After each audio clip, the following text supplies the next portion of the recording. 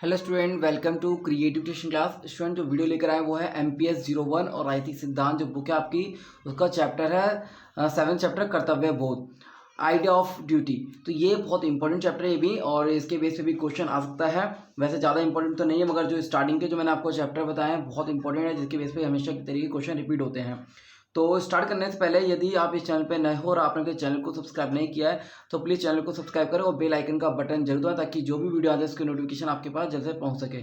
तो स्टार्ट करते हैं। मैं आपको एक चीज़ और बता देता हूँ, जो भी मैं आपको बताता हूँ वो एक तरीके से पूरा एक तरीके शॉर्ट समरी टाइप की होती है, और आप इसको एक तरीके से क्वेश्चन में लिखकर इसको एक्सप्लेन कर सकते हैं। और इसके अलावा भी आप इन पॉइंटों, जैसे मैं बताता हूँ पॉइंटों को, इनको और एक्सप्लेन करके आप लिख सकते हैं, ताकि आपका एक तरीके से क्वेश्चन कंप्लीट हो सके।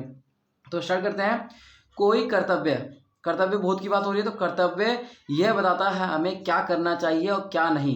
कर्तव्य व्यक्ति एक समुदाय पर अनेक सामाजिक व्यवहार में बाध्य शर्तों को तय करता है, जो भी बाध्य शर्तें होती है उनको तय करता है, और यह बताता है कि हमारा व्यवहार अधिकार, कर्तव्य और लक्ष्य पर आधारित तथा उनके द्वारा प्रेरित होता है। यदि हमारा कोई भी कर्तव्य बोध होता है एक दूसरे के द्वारा प्रेरित होता है। और अनेक विचारों का मानना है कि अधिकारों का प्रबंध ऐसे व्यक्ति पर केंद्रित होता है जो लोगों को ऐसे अधिकार रखने में समर्थ बनाते हैं। ये विचारधारा कर्तव्य पर बल देती है।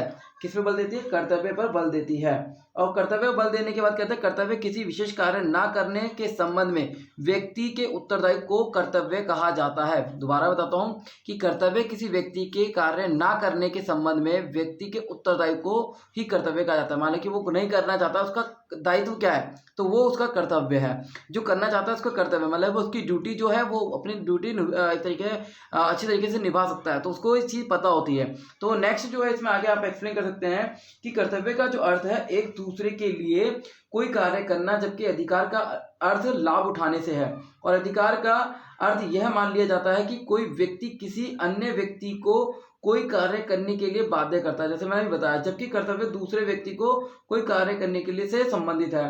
और कर्तव्य प्रबंधन ने न्याय संगत व्यवस्था की रक्षा की आवश्यकता पर जोर दिया है, जिससे कि कोई कर्तव्य प्रबंधन की व्यवस्था के खिलाफ विद्रोह ना कर सके। आधुनिक समाज में अनेक वाद हैं, इनमें से हम अपने जीवन में कर्तव्य पर आधारित आह्वानों को अनदेखा नहीं कर सकते। गांधी जी कहते हैं कि अधिकार प्रबंधन मानव अनुशीलनों के प्रति संवेदनशील नहीं रहा है, लेकिन समाज में जीवन का सुव्यवस्थित रूप प्रदान करने का एकमात्र उपाय यही है। नेक्स्ट जो इसमें आपने, जैसे कि इंट्रोडक्शन में आपको बताया, इसके अलावा जैसे कि रूढ़िवादी परिपेक्ष्य कर्तव्य का वर्णन करने के लिए आता है। तो इसमें क्या है? रूढ़िवादी कर्तव्य को प्रधानता देते हुए उनके अनुसार सामाजिक संस्थाएं तथा लोकप्रिय अनेक पीढ़ियों के प्रयासों द्वारा बनाई गई है। इस प्रकार के प्रयास अच्छे बुरे की पहचान में सहायक सिद्ध होते हैं। प्रत्येक पीढ़ी की संस्कृति संस्थाओं को लोक प्रथाओं में शामिल की जानी चाहिए। यह व्यक्ति की व्यक्तिगत पसंद नहीं होनी चाहिए। परंपराओं द्वारा लोगों को काम मिलता है और उत्तरदायित्व भी मिलते हैं, उन्हें निभाना होता है। तो ये रूढ़िवादी परिपेक्ष्य की एक तरीके से पर विचार है। रूढ़िवादी मानते हैं कि समाज में सदस्यों को संस्थाओं व जीवन दृष्टियों को श्रद्धा, भय और सम्मान से देखना चाहिए। तो ये सम्मान से देखना चाहिए, उन्होंने बात कही है, सम्मान से देखना चाहिए। और उसके बाद उन्होंने कहा है कि वह कर्तव्य को मूल्यों को किसी परंपरा के साथ जोड़ देते हैं, यथा आस्था के साथ, सहयोग के साथ और समर्पण और निष्ठा आदि। और रूढ़िवादी वर्तमान सामाजिक व्यवस्था का विरोध करते हैं, यद्यपि कुछ सुधारकों का विरोध नहीं करते। रूढ़िवादी ने कर्तव्यों के केंद्रीकरण पर बल देते हुए अधिकारों का दबाव की निंदा की है। नेक्स्ट उसके बाद जो है जन समुदायवादी परिप्रेक्ष्य में कर्तव्य व अधिकार के बारे में आ सकता है। तो कैंट ने स्वायत्तता के धारणा पर अपनी गहरी छाप छोड़ी है। इसके बावजूद जन समुदायवादी ने अधिकारों का प्राथमिकरण और हमें विकल्पों का प्रयोग में सक्षम बनाने वाली परिस्थितियों की अपेक्षा करता है। वह अधिकारी को प्राथमिकता देने की बात भी करते हैं। और सबसे मेन इंपॉर्टेंट जो इसके अलावा जो आता है वो है क्या? अब जो ये टॉपिक जो है वो है कर्तव्य के प्रकार। उससे पहले यदि गांधीवादी परिप्रेक्ष्य में कर्तव्य व अधिकार की बात करते हैं तो महात्मा गांधी हमेशा कर्तव्य पर जोर देते थे। उनका मानना है कर्तव्य बहुत महत्वपूर्ण है। उनके धर्म की पहचान उनका कर्तव्य पद था, और धर्म व स्वराज, कर्तव्य व आज़ादी का सहयोग गांधीवादी विचारधारा की चरित्र विशेषता है। उनका कहना है कि सभी पुरुष और स्त्रियां समान है। नेक्स्ट उन्होंने बताया कि यही सिद्धांत हम सब में बसा हुआ है, और जब ब्राह्मणों ने अपनी किसी श्रेष्ठता का दावा किया तो समानता में विश्वास ने उन्हें लड़ने के लिए प्रेरित किया। गांधीवादी जी के अनुसार आत्मानुशासन का कर्तव्य उस आधार पर एक रूप में परिवर्तन ही स्वराज है। गांधीवादी जी के मतानुसार स्वशासन का अर्थ है दूसरों के लिए हमारी बाध्यता को बनाए रखना।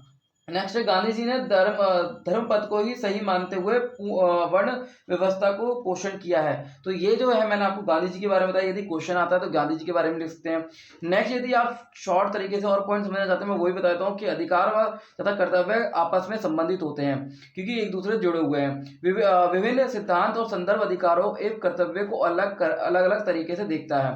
कर्तव्य को उन परिदृश्यों को में प्राथमिकता दी जाती है और जो अच्छे बुरे की सच्ची संकल्पना को मूल्यांकन करती है।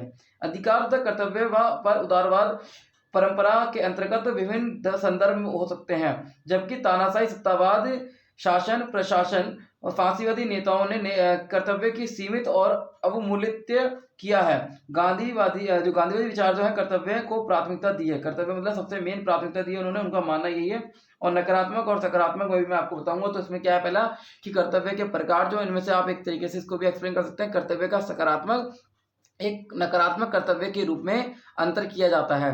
पहला नकारात्मक कर्तव्य व्यक्ति को एक निश्चित तरीके से व्यवहार करने के से रोकने की अपेक्षा करते हैं, ऐसे व्यवहार जो कुछ अधिकार का अतिक्रमण करते हैं। नकारात्मक कर्तव्य लोगों को कुछ करने के लिए प्रेरित करने की अपेक्षा करते हैं, कुछ करने की मतलब उनको प्रोत्साहित करते हैं। नेक्स्ट जो प्रकार है वो है वांछना को टालने हेतु कर्तव्य। इसके अनुसार व्यक्ति दूसरों की किसी साधन से वंचित कर दे, ऐसा कोई भी लाभ कमाने के स्वयं को दूर रखे, ये हमें संतोष प्रदान करते हैं, किसी के मौलिक अधिकारों का हनन नहीं करते। तो ये वंचना को टालने के लिए मतलब कि यदि हमें इन चीज़ों से अलग रखते हैं कर दे तो और उन्हें हमें अधिकारों का हनन नहीं करते हैं।